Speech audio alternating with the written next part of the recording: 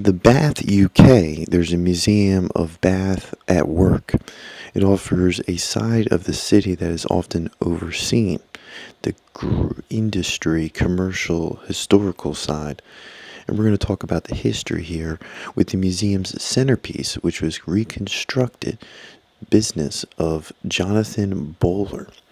In 1969, when the local firm J.B. Bowler and Sons was closing down, the local historian decided to document and save the current workshop.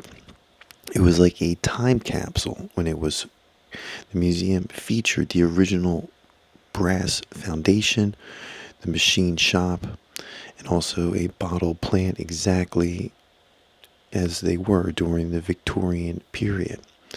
In the fuzzy water history, Bowler's was famous for making carbonated drinks and pops. You can see the original machinery used to make these drinks, which was a major industry in Bath due to the local spring water. Over 2,000 years of earning a living. You have the industry of stone exhibits detailed of how Bath stone was acquired and moved. And then you have a lot of other interesting parts of the museum, like the museum's houses of rare 1914 car built in Bath that represents the city's brief and fantastic history of automotive building industry and engineering. I liked this little museum here, and you might like it too. It's a living workshop, unlike other museums where items are behind glass. Here at the Bath at work, it often feels like a functional space, while the belts and pulleys of the machines are still operating. And there is a local heavy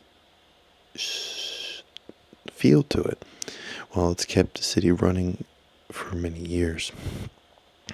That's it for this video. Hopefully it brings you one step closer to getting over here in Bath and taking a look at all the amazing things Bath has to offer. Be sure to write down in the comment section anything we might have missed on this.